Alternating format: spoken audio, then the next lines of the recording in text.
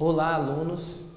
Neste nosso segundo bloco, nós trabalharemos algumas questões também importantes, sobretudo para temas possíveis de questões de vestibular. Nós falaremos sobre a lipofobia e a demofobia neste segundo bloco.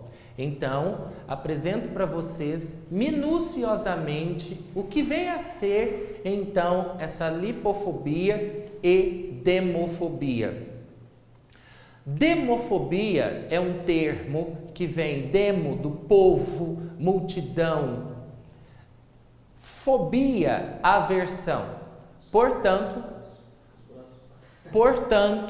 demofobia nada mais é do que a aversão, o horror a pobres, o horror àquelas pessoas que estão socioeconomicamente inferiores a mim, a você ou a quaisquer outras pessoas. A esse tipo de inferiorização eu vou classificar como demofobia, e a pessoa que o faz passa-se então a ser chamada de demofóbica.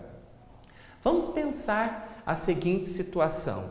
Todas as vezes em que nós chegamos a um semáforo, todas as vezes em que chegam para nós, passam pessoas nas ruas, vestidas com uma maneira que socialmente não é aceita, a roupas com detalhes pequenos, a roupa com às vezes alguns furos, alguns rasgos, nós já olhamos com um olhar diferenciado. Isso, sem sombra de dúvida, pode ser uma característica de demofobia, porque levar em consideração tão somente a maneira que a pessoa veste, a maneira como que a pessoa se porta, a maneira como que a pessoa se inferioriza para falar, para se vestir em determinada situação, pode ser um ato de discriminação. Por isso que a demofobia deve ser evitada. Nós não podemos diferenciar ninguém pelo simples fato de se vestir com uma maneira diferente do que aquela que a bolha social nos impõe. Eu não posso diferenciar uma pessoa ou, às vezes, fechar o vidro do meu carro tão somente porque aquela pessoa está trajando uma roupa que, a meu ver, ao ver da sociedade, é inferior. Então vamos pensar, quantas e quantas pessoas nós não ferimos, quantas e quantas pessoas nós não entristecemos, quantas e quantas pessoas podem sair machucadas quando eu incorro nesse tipo de preconceito. Falar em demofobia hoje em dia na nossa sociedade, na nossa população, é simplesmente reconhecer que existem pessoas assim, e existindo pessoas assim, nós vemos que de fato a sociedade ainda precisa trabalhar essas questões sociais que ainda fazem parte do nosso dia a dia. E é lamentável quando nós ouvimos, quando nós escutamos, quando nós presenciamos insultos, cusparadas, discriminações, inferiorizações. Dia desse saiu em um jornal de grande circulação aqui da cidade que um desembargador, ao ser parado por um policial para o seu trabalho diário de rotina, para ver questões de documentos e tudo mais, o desembargador disse que ele era um merda, que ele era um nada, que ele era um soldadinho de uma figa, ou seja, inferiorizou o trabalho do soldado, o trabalho do PM. Então isso também é uma questão de demofobia, é uma questão demofóbica. Em hipótese alguma, diferencia-se uma pessoa de outra, um trabalho de outro, uma situação de outra, isso é mais adequado, isso não é adequado. Então pensemos, a demofobia num ato impensado, ela pode ser cruel, ela pode ser doída, ela pode ser triste. Vamos pensar nessas outras pessoas. Isso também nos torna um ser humano um pouco melhor. Vamos pensar, por que será que aquela pessoa está ali na rua? Por que será que aquela pessoa muitas vezes se veste de uma maneira diferente e não inadequada? Não podemos colocar o termo adequado e inadequado, porque o que caracteriza a pessoa não pode ser jamais a sua veste. O que caracteriza uma pessoa, o que caracteriza o ser humano são suas atitudes, o seu caráter, o seu respeito às leis, o seu respeito à ética, toda a sua bagagem moral que traz consigo sobre determinada situação. Então, nós não podemos jamais dizer que essa pessoa não serve porque ela é pobre. Essa pessoa, ela não pode ser contratada pela minha empresa porque ela é pobre. Essa pessoa não é digna da minha amizade porque ela é pobre. Essa pessoa não merece o meu respeito porque ela é pobre. Pelo contrário, vamos dar a oportunidade a ela. Talvez ela seja até mesmo elas sejam melhores do que nós para determinada situação, para determinado contexto. E infelizmente, hoje em dia, essa questão de demofobia está fazendo parte da nossa sociedade. Pessoas selecionam suas amizades através tão somente de ter e não ser. Quem tem mais amigos, quem tem mais namora com mais pessoas. Então o ter tem substituído o ser.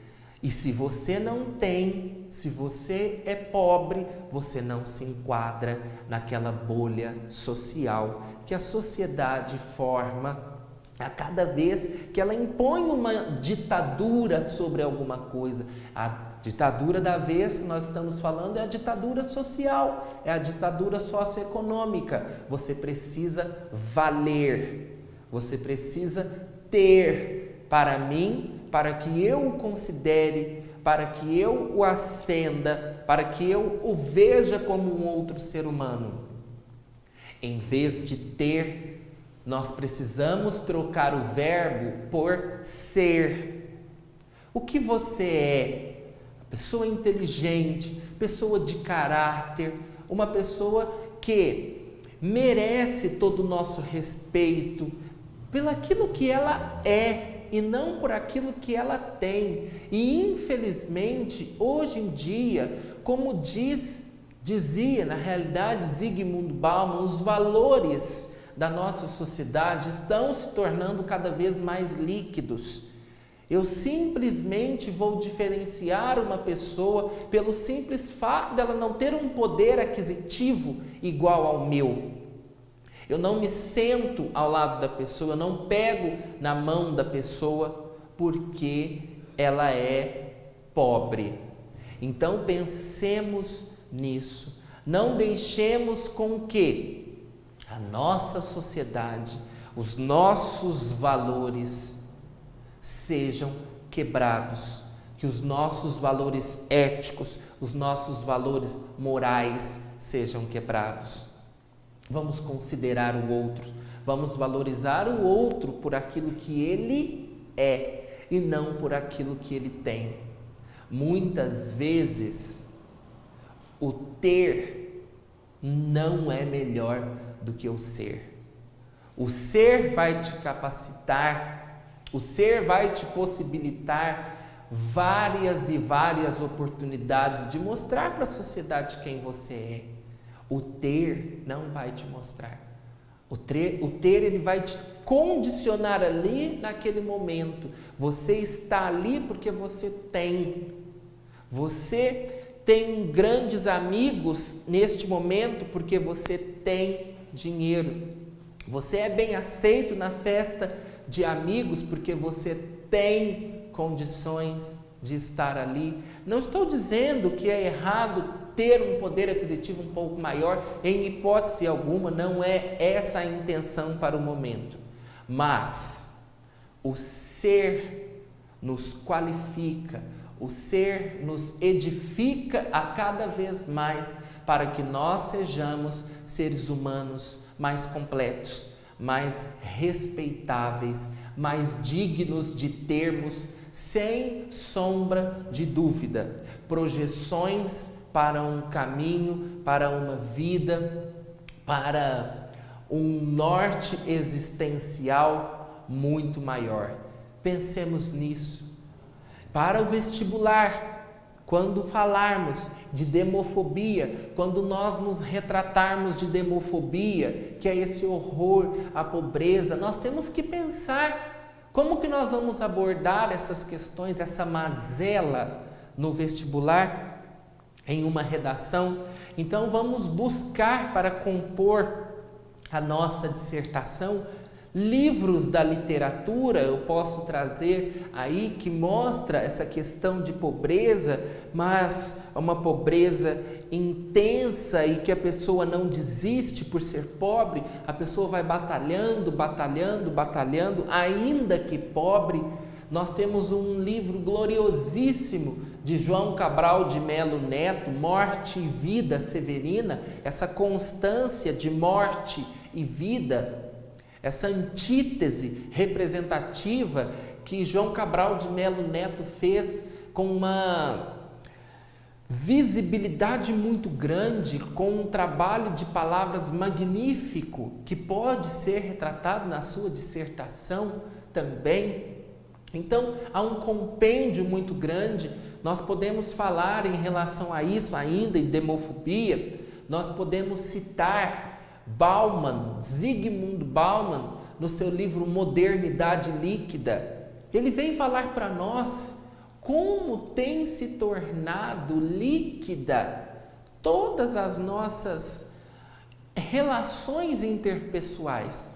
Como tem se tornado líquido, como o ser humano tem trocado o ser pelo ter, como o ser humano tem se esvaído pelo ralo por dinheiro, por aquisição, mente, aquisição.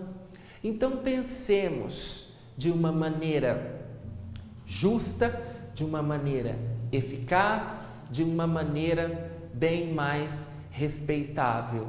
E só assim nós poderemos perceber, só assim nós poderemos ver que sermos demofóbicos não vai nos levar a lugar nenhum.